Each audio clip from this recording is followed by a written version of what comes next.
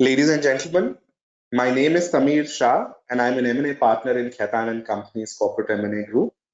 Welcome back to the fifth webinar in the second edition of our M&A Academy program. We had 10 successful webinars last year and we've already finished 4 more webinars in this year's edition. As always, the aim and objective is to provide foundational legal knowledge and understanding on M&A processes and transactions to in-house legal teams and other M&A ecosystem participants. The feedback from participants and people who saw the videos online has continuously been very encouraging, very motivating for us to keep renewing this program and keep coming back to you, of course, with new topics and formats. Consistent with that approach, our subject today will be share purchase agreements for minority interests, structure, and key terms. Last year, we started the M&A Academy program with a webinar on the subject share purchase agreements, but we didn't carry a session specifically on minority interests, and there was overwhelming feedback to cover that as well. We have curated today's session for precisely that purpose, and we will cover the basics and objectives of minority investments and also some key deal terms. As always, we will have a formal presentation, which will be followed by a round of questions and answers. So please feel free to submit your questions using the Q&A chat box on an ongoing basis. Should we receive more questions than we can field, we will respond offline over email after the webinar on all the questions. And the presentation, certain summary notes, and a recording will be shared with all the participants. As always, the recordings of our M&A Academy program are also being uploaded on YouTube, where you should be able to access them. To introduce our speaker today, we have with us my partner, Purti Minawala. She is based out of our Mumbai office, although she works on M&A transactions on a national basis. She has more than a decade of M&A experience.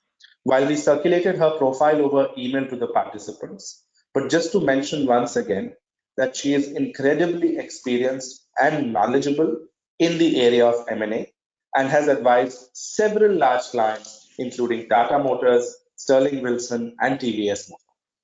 So without further ado, ladies and gentlemen, I now invite Purti to deliver her presentation. Purti, over to you, please. Thank you, Samir, for the kind introduction. A very good afternoon to all of you who have made time this afternoon to participate in this session.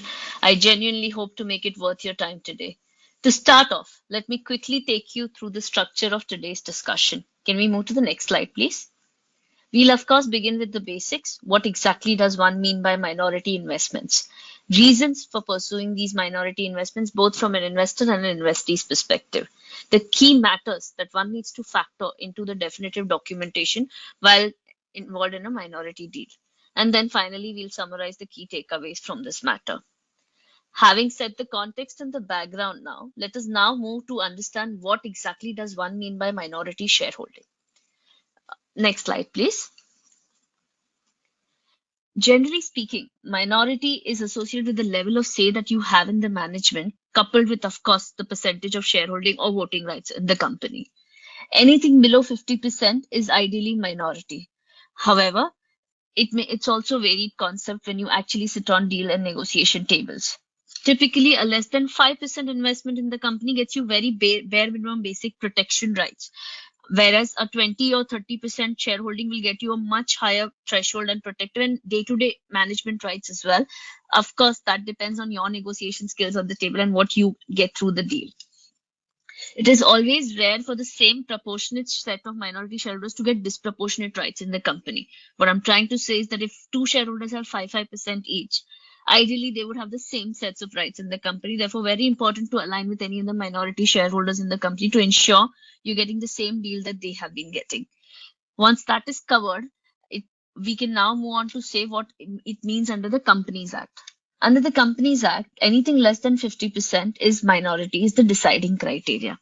However, the Act then also goes one step further and grants certain protective rights to somebody who holds 10% or more shares or voting power in a company limited by share, this threshold changes to 20% in other companies.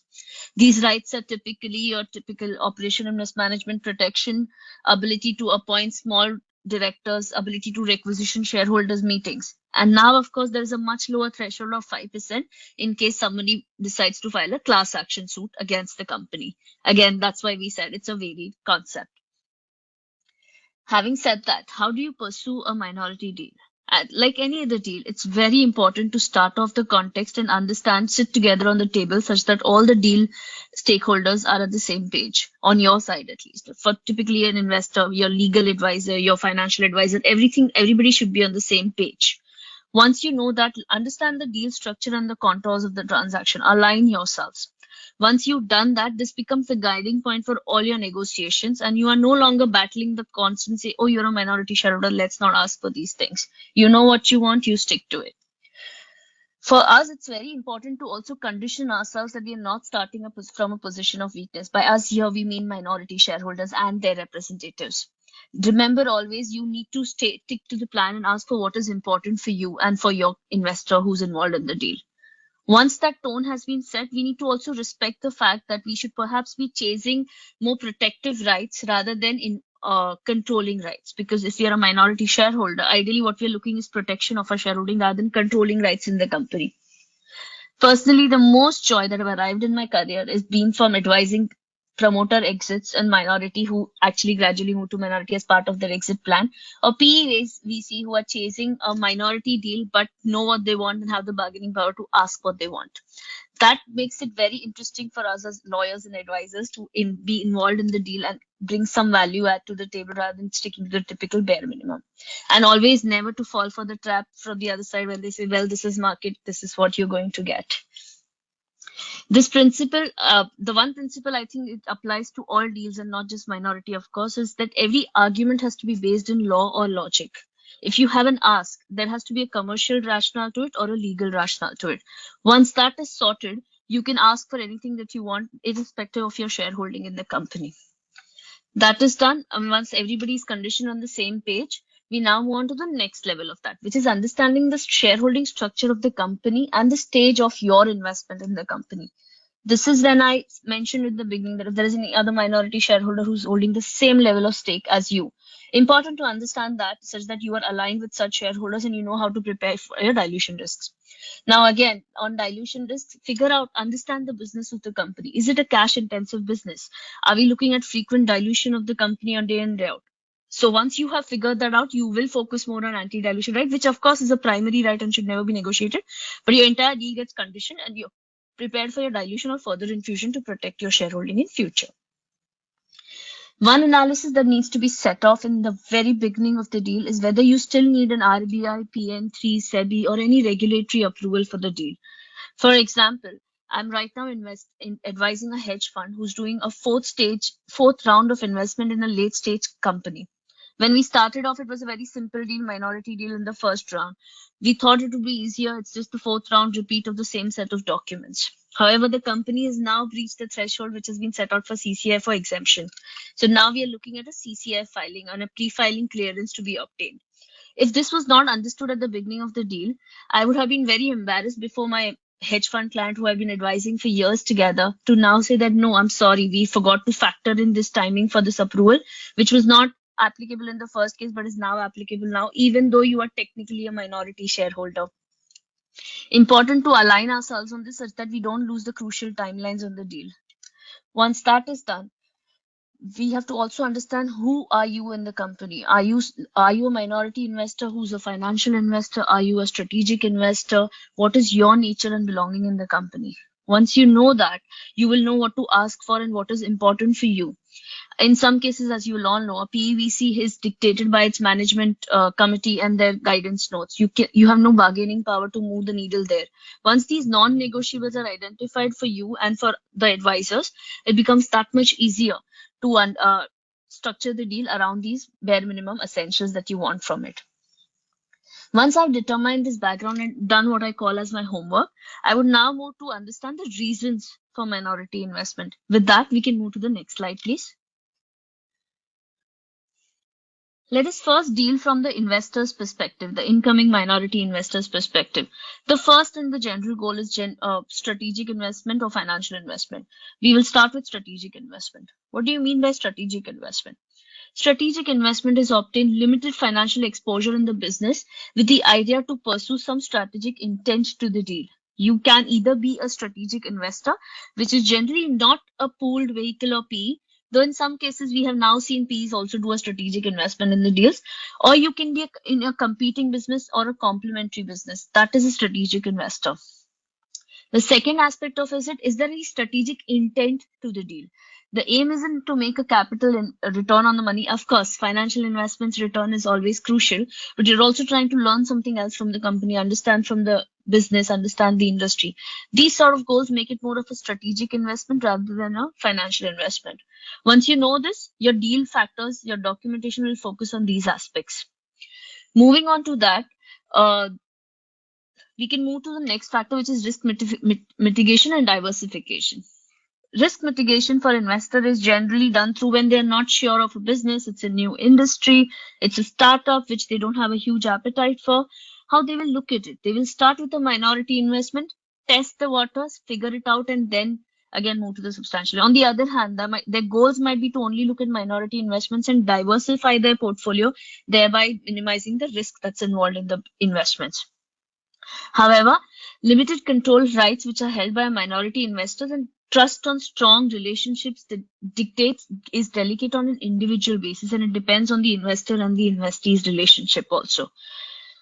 We now move on to financial investment as a goal from the investor's perspective. Plain simple, the most common goal is always to make money out of the deal. Once you factor that out, your objective is to sell out in 3 to 4 years. All your clauses, all your structure will be asked from that perspective. Your focus will not be on anything beyond 3 to 4 years protection, value growth until 3 to 4 years, your exit within 3 to 4 years. Everything will get dictated around that.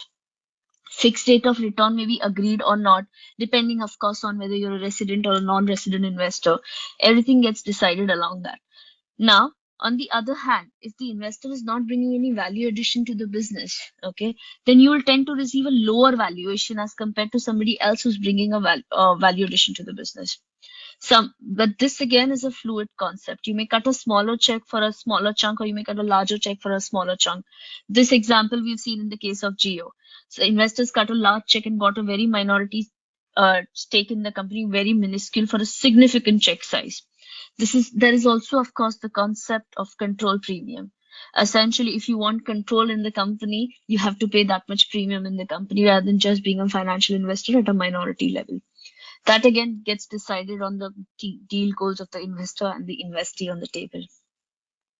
Next one is diversification or business expansion. This is more closely associated with strategic investor. If your goal is to explore a new sector, if your goal is to enter into a new sector in a new jurisdiction, for that example, you will start as a minority investor, but your goal is to again diversify in the same set of business or same set of jurisdiction in future. For learning, the risk appetite may be lower for you because you are a minority investor, you're starting in a new sector or a new jurisdiction. So here again, goals differ. And lastly, but most importantly, of course, the promoter exits. You may sometimes be a promoter who's looking to significantly dilute over a period of years in a time-bound manner and agree to a minority as part of your exit plan or your family succession. This again, why it's important is because once you understood that, and why would you then stay in minority? Why can't you do 100% exit? The truth is sometimes it may not be in our control as a promoter to do 100% exit straight away. It does happen. I'm not saying it doesn't. But if it's a large size value driven company by the promoter, the investor may want the promoter to have some skin in the game rather than a mere consultancy agreement. This is where a minority stake sale for a promoter comes into picture. From a legal perspective, we've discussed that these are typically achieved by exercising preemption rights, a right of first refusal, and restriction on transfer of equity shares of or any securities for that matter of the company. Once we've set that out, we need to now move on to the next slide, which deals with the reasons for minority investment from an investee or the target's perspective, or the sellers for that matter, if you're looking at a secondary sale. Of course, Now, if it comes to capex requirements or value unlocking, if the company is in need of funds, then you're looking at a capex, then you're looking at a minority dilution. It's not ready for a significant dilution. The control need not be changed, but they're looking for just temporary funding. They will look at a minority stake in the company with minimum controlling rights just to meet the business needs. This is, of course, logically only applicable in a primary investment. In case of a secondary investment, an existing minority shareholder may want to exit. Again, as you mentioned, for example, a financial investor who has reached his peak of 3 or 4 years or the fund life is over, they need to plan out an exit. That's when they'll be looking at selling their minority stake to another potential investor and buy out of the business. In these cases, of course, the warranties and indemnities may not be backed. You will have to figure out at the later stage as to who will back these warranties and indemnities in case of a secondary sale by a minority shareholder. Next is the desire to remain in the control of the company. In this case, an existing large investor, major investor, may be okay to do a secondary sale of only a minority stake because while it wants to do value unlocking or meet funds requirements of the company, it is not yet ready to let go of the control of the company. In that stage, you will see a minority deal. Why these factors are important is, again, I will let you know, because these will become your deal goals and your deciding factors for your documentation. These factors is what drives the documentation. And once you don't move the needle from these factors, the deal will be that much efficient and quickly done with. Next is, of course, to build a network. This is a very strategic investment goal.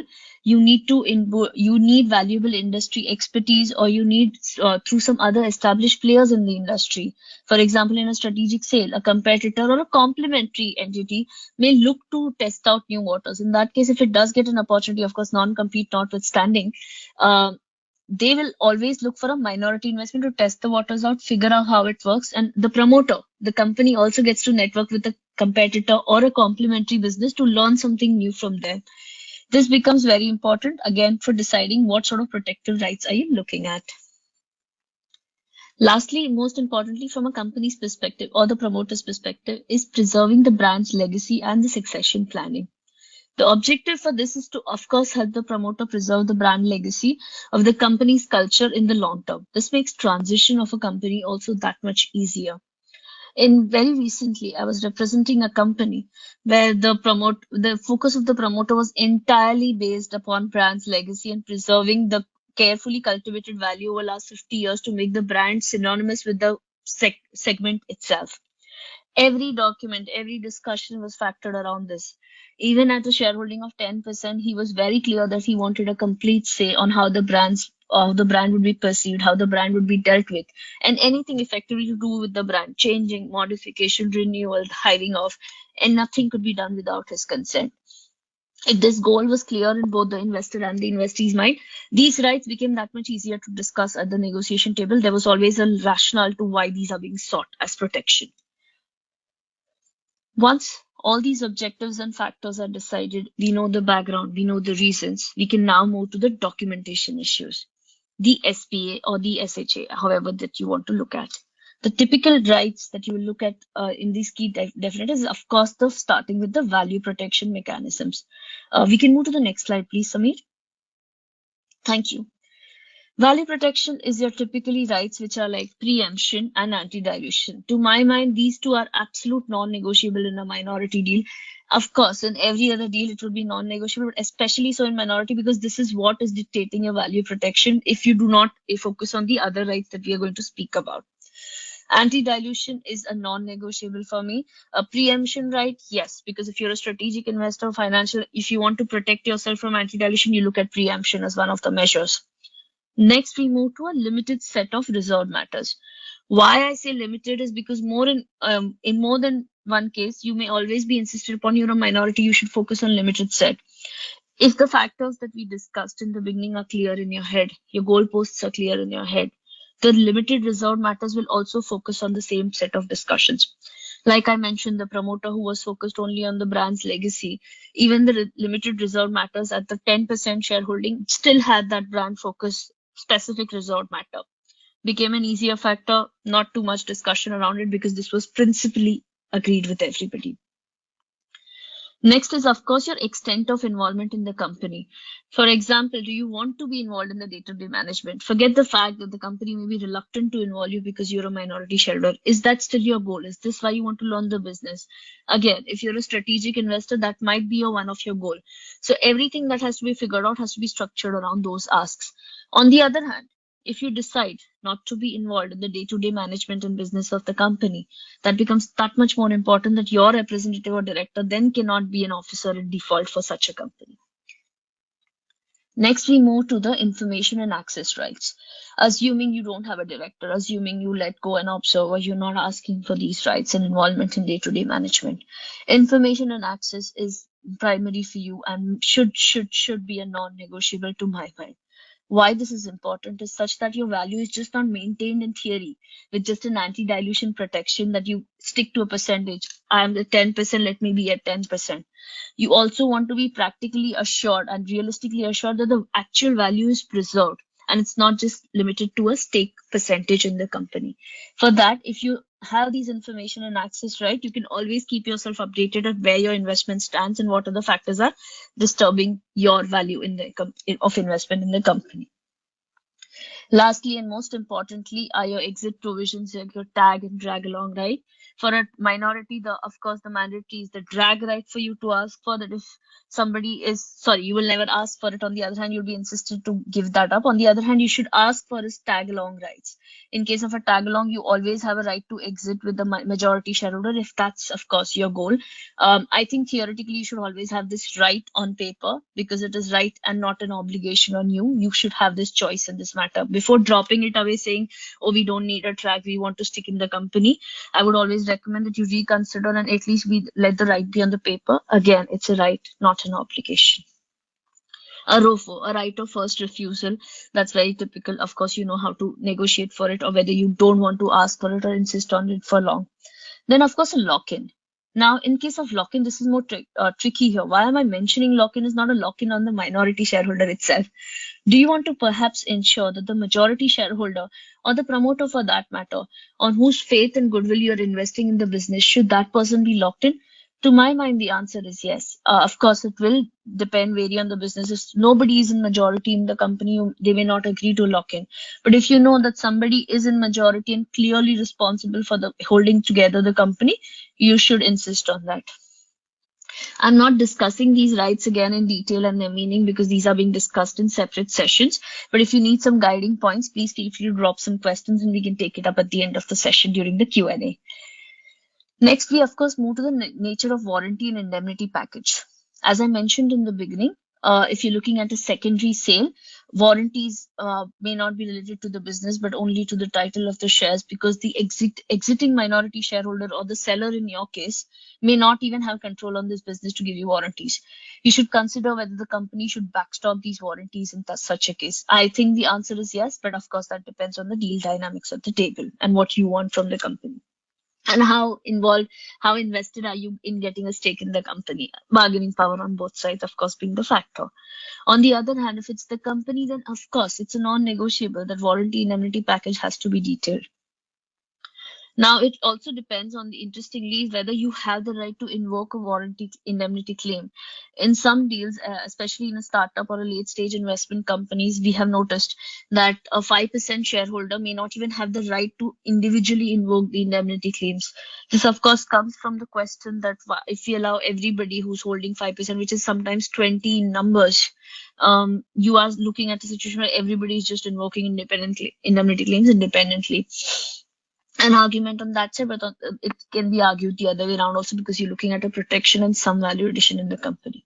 But of course, everything will be structured around what you discuss on the table and what is your nature of indemnity and warranty package that you end up with. Next is a liquidity event or a liquidation preference. I think it's very obvious. I mean, I'm saying it's obvious, but yes, a liquidation preference, it should be a non-negotiable, another non-negotiable for you. You should stick to a value protection in case of a liquidation preference. Liquidation preference just doesn't mean in case of a liquidation of a company, but say by sale of majority of the company's shares, a sale of substantial portion of the company's assets, or even the voluntary winding up of the company.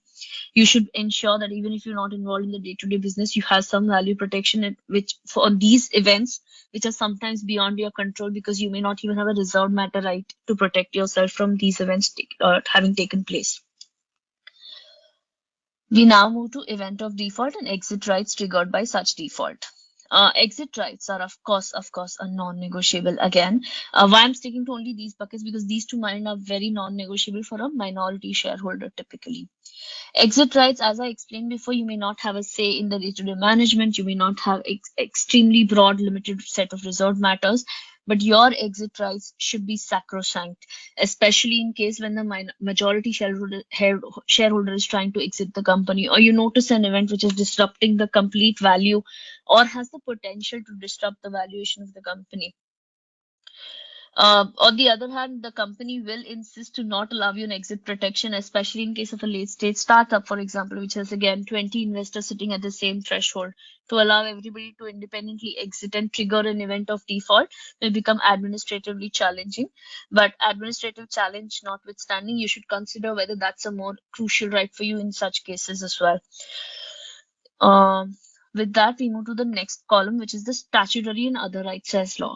In the beginning of this discussion, I did mention briefly about operation and mismanagement rights, allegations protection that you have at 10%, a 5% right at the class action suits. You need to figure out whether you need to lay these down in the documents, or are they worth fighting for, or because these are statutory rights, you don't need to spell it out in the documents. Once that is done, you will know whether to focus on these or not. It's a call that will differ from deal to deal, of course. With that, we are almost nearing the end of the presentation. Before we leave, I will just quickly summarize the key takeaways from this discussion. First, of course, is understand the nature of your investment.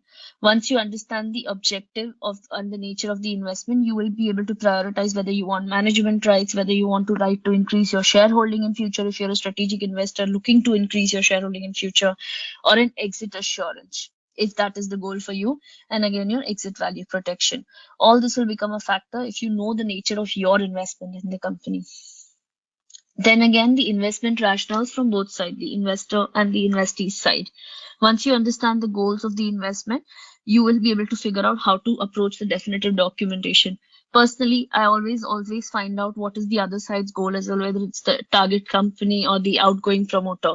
The idea is never to bat for the opposition, but once you factor that in, even if you want to ask something that's out of the ordinary, your argument will be placed accordingly, because important is what you as an investor or your client wants as a minority acquirer of shares. This also helps you ensure that while you're facilitating your client's needs, you're also working towards a deal closure. You're not being short-sighted about what your immediate needs are, and these are my needs and this is what it is. Of course, if you're not pursuing that deal that valiantly and you're okay to let the deal go, these may not be the factors, but I don't think the goal is ever to start a deal, invest the time, money, energy in pursuing a deal and let it go so easily. So it's always worth your time to understand the other side's needs as well, because that makes it so much easier to stitch the deal together and ensure it leads to a closure, which is theoretically where both sides leave happy from the table. The next one is, of course, consider and cover all key contractual matters in the definitive documents. The rights that I've focused on and I've explained, which are non-negotiables for minority shareholders. Of course, it can always vary on the table and depending on the needs of the investor and the investee and what your management committee's goals are. Once that is decided, your documentation will flow that much more easily, and every discussion is focused on that. Lastly, the protection of minority investors and exit rights key terms. This again, as I said, to my mind, an absolute non-negotiable. You should always be focused on your value preservation. I don't need to tell you that. Everybody knows that, but it's important to focus on these because these help you protect your value in the table. With this, I conclude my presentation. Thank you for being a patient audience, and I hope it didn't turn into a boring lecture for all of you. We would now like to welcome your question, and for that, Sameer, over to you, please. Thank you once again. Thank you, Purti. That was really, really thought-fulfilling, and I must say, tremendous amounts of work and experience has gone behind delivering that. Please grab a drink Thank of you. water, Thank because you. I must say the chat box has been buzzing. So I will Yeah, take I a could minute to see. sift through and find something relevant. We'll of course try and stitch Sure, that discussion. sure. Okay, some of these questions are really around the rights of minority investors, and maybe that's a good place to start. There's one question around, rather, there are a couple of different ones. One is how many directors should a minority opt for? There's one on is it common to have directors and observers? I would actually maybe try and bundle all of it together and ask a more Yeah, leading question. Should minorities opt for directors or observers or both or one? What should really be the thinking? How do you stitch it together in your best interest? there is never a set formula for that, Samir. Of course, that depends on what your needs are. If you want to be involved in the day-to-day affairs of the company, a director is a non-negotiable. But on the other hand, you need to also remember that being a director also comes with its sets of now liabilities and fiduciary duties under the Act. Once you're a director, you're also liable for the day-to-day affairs and operations of the company. Very difficult to disconnect from that. As against that, an observer makes your life that much easier because while you have a sighting on what's happening in the company, you're not liable for that. The flip side, of course, is that you can't even vote on the matters. You don't have a say, an actual veto on what's happening in the company. Again, again, a fluid concept depends on your commercial needs, and there is no set formula as to how much, but ideally it should be 50-50, 50 for promoters and 50 for all investors put together, such that there is some say in the company. And it's not just run by the promoters, which is generally the case, unfortunately. Right. There's a connected question on officer in default, and more Hmm. for minority investors, directors. How do you ensure that they are not stricken with liability being officers in default? Again, coming back to the same exact, make sure that your director is a non-executive director, not only with the ROC filing, but also in his act and conduct. A non-executive director signing checks and participating as a registration and other formalities is by nature of it, courts have decided in some cases that these are actual executive directors and non-executive was a nomenclature on theory only. On the other hand, it would also be the easiest thing for you to file an officer in default form with the ROC, declare an investor director or sorry a promoter director or a KMP of a company as an officer in default. So theoretically, even if a summons for a 138 proceeding is delivered on a non-executive director, you can go to the high court, get it set aside by saying that I was never the officer in default, I was a non-executive director, not in theory but in practice as well. So that makes it that much easier. Understood. Okay. And a connected item, I think, is you mentioned that directors have certain fiduciary duties and roles and responsibilities.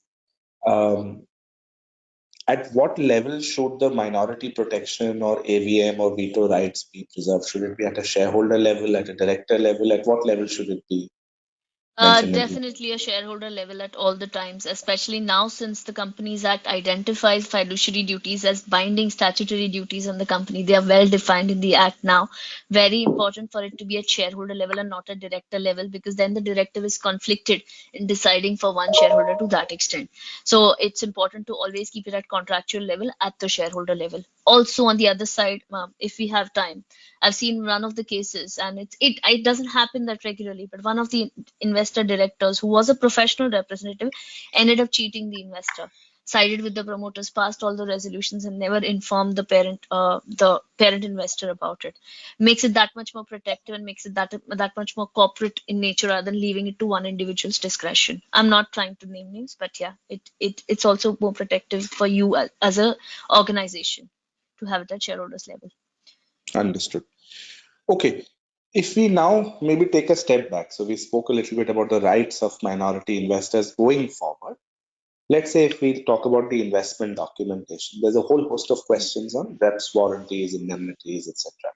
So one is, can you discuss the different warranties that you would seek as an incoming shareholder? We often see fundamental warranties and general warranties. How do you determine what is important and should form part of fundamental warranties and what should not? Fundamental warranties are your title warranties to the share. They are a non-negotiable. The authority to sign, the corporate authority of the company, the signatories, that to my mind is a fundamental warranty because these have the nature of getting the contract set aside prima facie. So these become fundamental warranties. Recently, interestingly, I've been seeing in some cases that even tax warranties, a 281 claim, is being negotiated as a fundamental warranty, which was never the case in the past. You always thought tax warranties are fundamental warranty, are non-fundamental. But then the argument for that and logic to that, which I would tend to agree with is that 281 is also a title risk to the shares. So then it becomes a fundamental warranty to that extent. In some cases, of course, you will say that no, the company is so big, there is no proceeding, and the seller is so big that it's not required. So then again, whether a fundamental warranty, not a fundamental warranty, I think should be decided on case to case. Besides that, your business warranties and the business is being conducted in a proper manner, your assets. What's your focus? What is the business deriving the most value from? Is it the immovable property? Is it the employees? Is it the IP? Once you decided and factored all these buckets, your warranty should focus on these aspects more than anything else. Then everything else is more secondary and maybe a laundry list, but focus on what the company is deriving the most value from. That should be your focus, in my opinion, on the business warranties aspect. Mm. Understood. There's one question on to what extent should your diligence influence the kind of warranties a minority investor should seek? Sorry, to what extent should it diligence? Yeah, Should your diligence, of diligence? course. Yes, absolutely. As I mentioned in the beginning, once you figured out what drives the company, what is the decision-making factor, whether IP is the most crucial, whether employees are the most crucial, whether manufacturing capabilities or plant and your diligence would have focused on that. Once you identify that these are your key factors. On the other hand, what are the issues with these key drivers or some other crucial issues which have the ability to stop the business? Your diligence findings will that much become necessary to be backstopped by a warranty and then, of course, backstopped by an indemnity.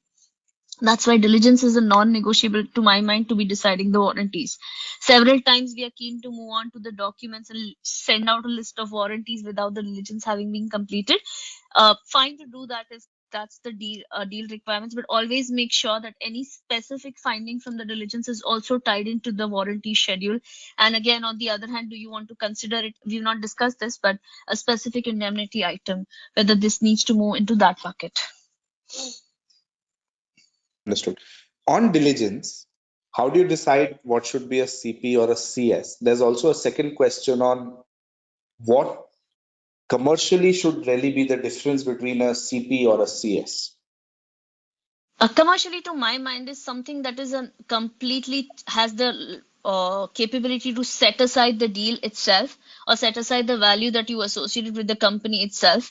That should become a CP, because let's face it, practically speaking, once you're out of the money in the company in a CS, you have very limited say to get it done, and you may not want to exit the company just because one CS has not been done. Ideally, everything or largely the most key driving item should definitely be a CP. You have more of a say power to ensure these are done. For example, we are now representing a company wherein a term sheet or an MOU, whatever you say, has been signed by the parties commercially without having the lawyers involved, wherein they have assigned a value to the company and to a land parcel which is independent of the company. This is the enterprise value together. The CP now in this case, to my mind, is that the land parcel has to be bought in by the company before that, because that's commercially agreed. If this is not built in together, your enterprise value should go down by that level. If this was not decided as a CP, if this was not done as a CP, then I would have to factor the document somewhere else and say the enterprise valuation goes below itself if this CP is not fulfilled. To my mind, then that becomes that much crucial to have it as a CP rather than leaving to a CS, wherein you have much lesser say in the company. Of course, any ROC filings or any minor secretarial issues, that I think depending what minor is according to you and your needs, you may move it to a CS item. Okay. And just in terms of disclosure, because just to complete that entire thought process, there are two questions. The first is, does a mere disclosure letter provide the seller protection, including against specific indemnities, perhaps, as it is deemed disclosed and therefore the buyer cannot claim on matters disclosed in the disclosure letter? If the specific disclosure has been made in the document very clearly, lucidly, and of course, absence of any fraud or concealment, it can work as a protection measure, not against as a specific indemnity, because specific indemnities, unless you've drafted the documents by mistake like that, specific indemnity are ideally outside your disclosure letter items, and that's why they will not stop an specific indemnity claim coming on you. But yes, a pure play indemnity, if you fairly disclosed it, if it's set out in the disclosure letter, it has been accepted by the other side, then that of course becomes a huge defense for you as a seller to have that in the document. Again, I would reiterate, not a specific indemnity item. This is always outside the disclosure letter bucket, and that's why there's a concept of specific indemnity item, which is always outside the thresholds or outside the disclosure letter items that is being shared by the seller. Understood. And just in terms of diligence, let's say if the company or the seller is requesting that the entire due diligence exercise be treated as a disclosure, how should investors react and how should investors address that concern? Uh, my answer to that has always been on table that diligence is what you disclose to me, so it cannot be diligence as an entire disclosure. Whatever you want to disclose to me, disclose it as a specific item against a specific rep in a disclosure letter. It has to be specific disclosures. An entire due diligence data room being disclosed to you is not a disclosure to my mind, because then it's impossible for me to sit the homework and identify where I'm going wrong as an investor. Important to take specific disclosures against specific warranties. Commercially, I'm not even getting into it. Don't ask for disclosures, refuse disclosures completely. To keep it fair to both sides, specific disclosures against specific warranty should be the way forward in this. Okay. In terms of the procedure for enforcing an indemnity, there's a question on what is the procedure for enforcing an indemnity in case of an event of default or the representations and warranties being breached. So they've asked two questions. So, procedure for enforcing an indemnity will also be dictated for what is your dispute resolution clause in the agreement. If there's an arbitration process, you will go and enforce it there. If not, then you have to file a civil suit and claim and make an indemnity for a contractual damage and make an indemnity claim. Once that has been decided, sorry, the second part of the question I missed. Event of default, reps and warranties, both of them. Okay, event of default, unless I'm not even talking about any breach or any issue of a fraud or that element's absence. If there is an absence of fraud, if it's a pure play commercial breach of indemnity, a breach of civil liability, as I call it, your dispute resolution clause will come into play. If there is no dispute resolution clause, which I would be very surprised with in documents these days, then you have to move to the High Court of the jurisdiction depending on the matter of that. NCLT would, of course, be in case of an operation and mismanagement claim only. Okay, let's say you're representing the company. So there's a question on. Okay, I seem to have moved this. No problem. Yes. What are the typical obligations you would expect an incoming minority shareholder to assume? Typical obligations.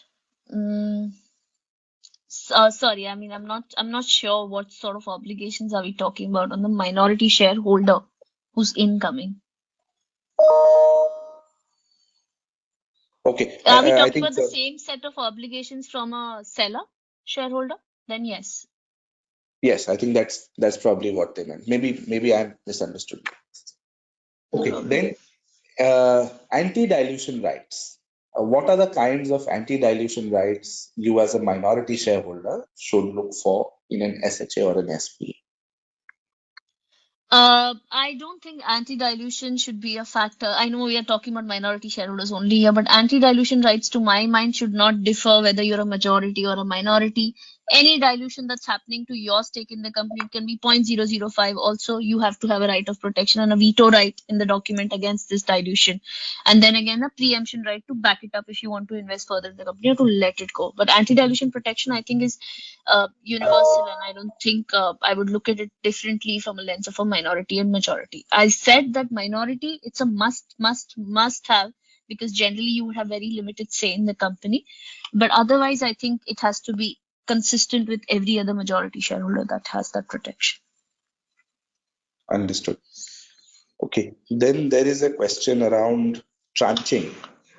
So this question is rather generic. It says, when should parties agree on tranching of investments? I think I would rather improve the scope of that and maybe say that when do you usually see them agree on tranching? And more importantly, what should a minority investor think through when talking about tranching their investments into multiple tranches?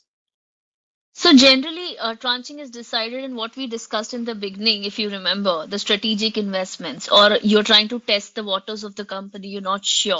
And you know that the other aspect, of course, is that the company does not need the entire funding right now. There is a business plan in play which the parties have agreed to, and they know that this sort of funding will be required after 2 years commercially. And then again, the last aspect is, of course, your promoter exits. If that is being planned in a strategic manner, then that will, of course, be tranching of your investment. These are the factors that generally decide tranching. It's more of a commercially driven concept rather than a legal concept, but that's pure play based on the needs of the company and the investor while they're looking to fund the company. The thoughts, that conditioning that we need to make our minds around is, of course, the aspects of what will happen to the price change. Okay, if can you do a fixed pricing? If you are a future investor who's a non-resident as well, do you have to also stick to the fair value of the shares at that point? The answer is yes, but all these factors should be discussed in your head and aligned with the client. On the other hand, even fair value, even income tax, is an aspect that for you to consider. We always talk FEMA, we don't place enough significance on income tax act also. You need to understand that that relevant point of time, even for a domestic investor, whether you're investing at a fair value at a future price. Second, of course, is now if you're investing at a higher price or a lower price, should your rights, the needle of your rights, move accordingly? Do you ask for better rights? Do you ask for lesser rights? How do you go about it? In other cases, we've also seen directors being driven by these threshold. Like if I'm at 5%, I don't have a right to nominate a director, but if I become 20%, then I should ideally have a right to become a director and nominate a director in the company. Sorry. So all this needs to be tied in together and thought through with what rights again the other set of shareholders have in the company, or even if there are no other shareholders, just promoter and the minority investor, check the needle on what needs to move once your shareholding goes up, mostly up in tranches. Yeah. Understood. Okay, I'm going to take you back to disclosure. There's a specific question on fundamental warranties, and I'm going to rephrase it a little bit. The question is there any principle that the disclosure letter cannot contain any disclosures on a fundamental warranty? Please give examples. Principle, yes. The alignment is always, again, fundamental matter. Fundamental warranties are actually not subject to disclosure, which is why we are saying the nomenclature itself is they are fundamental to the transaction. For example, if the title on the shares is not clear, I would have not even entered into the deal. Now, if you disclose and tell me that there is an issue with the title, I may not be willing to accept that disclosure because that's a fundamental requirement for a basis on which I'm entering into the transaction. A fundamental breach will, of course, become a much once you have a fundamental warranty, a breach of a fundamental warranty becomes that much easier to explain to a court of law as well. Courts are very privy. If there's a title risk, if there was all of that, they are more willing to listen. Having said that, disclosures, again, just like specific indemnity items, fundamental warranties, disclosures against that are not acceptable, which is why they're a separate bucket than business warranties or general warranties, as somebody mentioned in the beginning. Okay, back on board representation. So you mentioned that sometimes minority shareholders may also insist on equal board representation. So the question is, should a minority shareholder insist for equal representation on board in a JV? Should a majority shareholder perceive, how should a majority shareholder perceive this? Just rephrasing that. Okay. In a JV, again, I will say that there is no legal requirement under law which drives the number of directors that the number of shareholders should have. It's a purely commercial concept that you nominate the number of directors. In a JV, a minority investor can, on the other hand, ask for a equal representation on the board because they have, say, some obligations in future to fund the company further, become a majority shareholder, or they are being minority today because of statutory restrictions on the sector, whether under FEMA or any other regulatory restrictions. If that is the intent behind these investments being minority by its nature, for example, a 5149 may not always be driven by commercial needs but also by statutory requirements. In those cases, they may still insist on a equal representation on the board. On the other hand, looking from a majority, because that was the question, we'll answer that as well, or at least try to answer that. For a majority investor, the simple ask is if you are a majority investor, that much liability is coming on you, right? Equity dilution, liquidation risks. If in case of a liquidation, you are at a greater risk of loss. These will become your natural arguments when you try to insist that it cannot be more, equal representation, because then by nature, you're no longer majority. You are an equal shareholder with the other side. So From that perspective, the majority investor can push back. But again, this is why we discussed in the beginning that understand the deal goals. If the minority investment is for a sectoral restriction, or on the other hand, this minority investor is still bringing some IP into the company or a commercial collaboration, the bargaining power is that much higher for the minority shareholder as well. But once you know this, I'm not saying that you can't argue. There is always an argument, but once you know these factors, your arguments will be tailored around that, around those factors. Hmm. Then, in terms of nature of legal instrument, uh, from a purely legal perspective, do you recommend some instruments such as equity or preference over, say, other instruments such as equity or from an investment? Mm, that would again that would purely depend on what you are looking to get out of the company. If you're looking to get say only if you don't want an equity investment in the company, you just want to exit very quickly. You also have your CCDs and CCPS and all these options on table. You of course have your non NCDs also, but then again, if there is an NCD or an optionally convertible preference share, you may have to consider whether you are a non-resident or a resident, because then it's more of a debt rather than an equity investment or an FDI in the company. I would not recommend one instrument over the other. They're all beautiful instruments, have their own power and say in the company. Depends on your needs and your intentions with the company. If your intention is just to make a quick buck, exit quickly, and ensure you're not an equity shareholder, you can consider a CCPS or even a pure play preference shares. But remember that the rights of the preference shares statutorily will always be different than the right of the equity shares. It's one against the other. There is no set formula that I can recommend globally. That one is they're all favorite children of the companies. On the other hand, they have each have their role to play. Sorry, I don't have an absolute answer to this. It depends on what the client, what the company and the investor need and want from the company again. Hmm. Strangely, there's a question which I don't see much in the minority context. This is on WNI, and they're saying Okay. how commonly do you see WNI insurance being used in Indian transactions in the minority investment space? Not in minority investment piece, but we have regularly started seeing more and more deals asking for WNI insurance protections. We have also seen some bid situations which make it mandatory for the buyer to have a WNI insurance from day one, such that then the buyer doesn't ask for reps and warranties. So we are seeing that increasingly common in Indian deals, not common, but increasingly in play in Indian deals, but not typically in a pure play minority deal. That would be strange, unless, of course, it's a PEVC based minority who still want a WNI insurance as part of their fund policies. That's a separate factor, but it's increasing, but not so much the nomenclature still, because the costing is always going to be a factor. Understood. Understood. Now, just in terms of non-competes, as a minority investor, should you agree to a non-compete? And as a minority investor, should you ask for a non-compete from the majority? They're both sort of questions. I'm summarizing them into one. If you're a strategic investor, maybe not best for you to agree to a non-compete. If you're a financial investor, maybe you're wearing a different bucket, you will agree to a non-compete. Again, if you'll see, even in a majority non-compete play, they always have carve out for a financial investment in another competing business. So even if you do agree to a non-compete for commercial reasons and you are okay to show that commitment to the business and the promoter, please go for it. But always remember that there has to be carve-outs for other financial investments that you make, especially when you're a PC or PE or VC only looking for a testing the water situation, and you are ultimately looking to invest in competing businesses. Be mindful of that before you agree to a blanket restriction. From the promoter's perspective, may be important to ask for it if it's a strategic investor. We are playing the devil's advocate on both sides right now. If it's a strategic investor or a competing company, which I see very rarely happening, but if it does happen, then important for you to ask for non-compete, because then you are disclosing everything to the company. On the other hand, if you've not given them information and access rights, you need to reconsider whether you want to tie them in a non-compete again.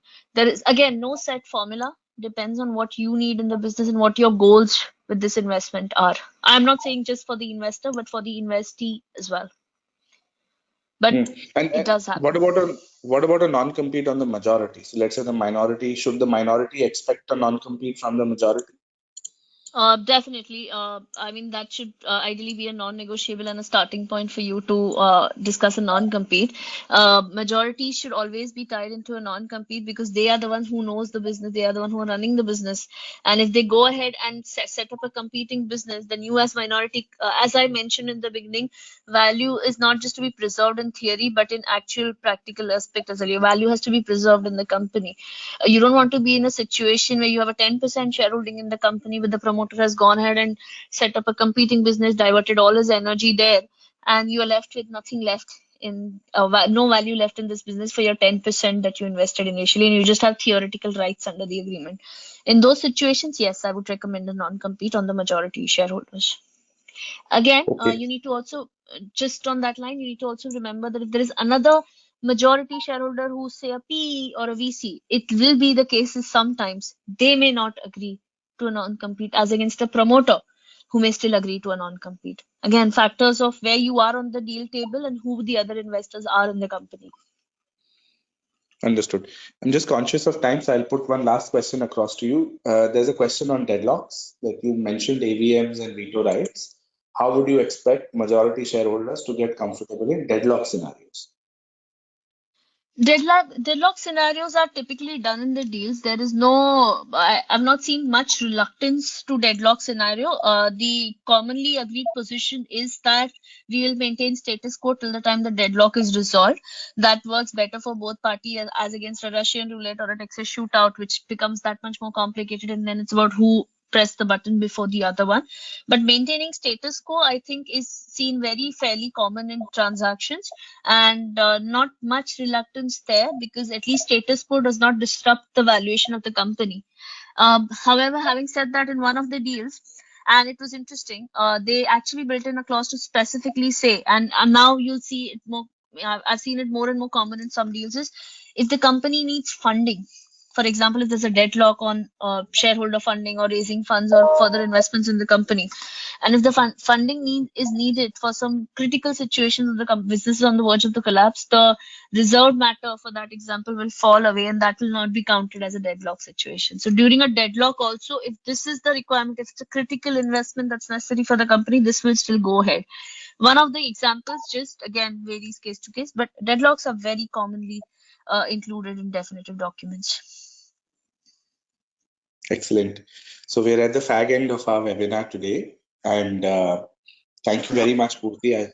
I can see there are quite a few questions which we haven't been able to take up. In Yeah, particular, I must highlight there were questions from some of our audience around valuation and control premiums, etc. So some of those are a little yeah. outside of our comfort zone, ladies and gentlemen. We will try and offer some thoughts over email separately, but I didn't want to color the audience's mind during this webinar. But thank you very much. You've been a very enthusiastic audience, and Purti, thank you very much for all of your answers. Thank you so Um, much. Now, before we conclude today's webinar, we'd like to ask each one of you to contribute to and respond to the poll slide on your screen. This provides us feedback on the webinar, and we take this very seriously as a part of our continuous improvement.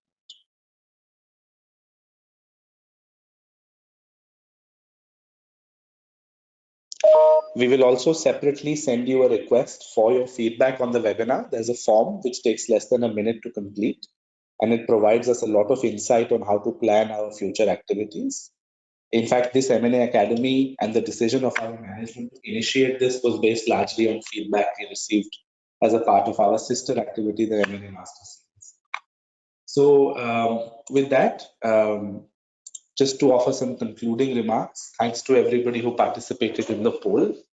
And on today's webinar, I guess it's amply clear that the context and meaning of a minority investment is really dependent on the deal structure and the contours and the various parties involved. And there is no one size fits all answer. It's really important to assess the reasons for the parties to enter into the transaction, as that is what ultimately determines their rights and their obligations to each other as well as to third parties. And the key, the absolute key to a successful transaction is to find the right balance between the interests and conflicting rights of all the parties. And this becomes especially important in a minority shareholding structure because we also need to ensure that the minority shareholder is given suitable exit protection. Finally, I would like to thank Purti for the presentation.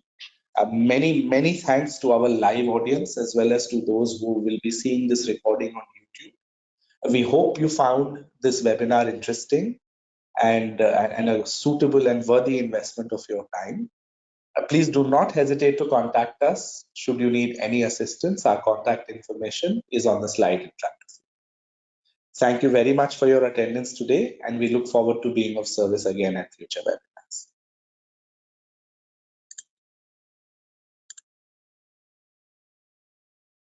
Thank you, everyone.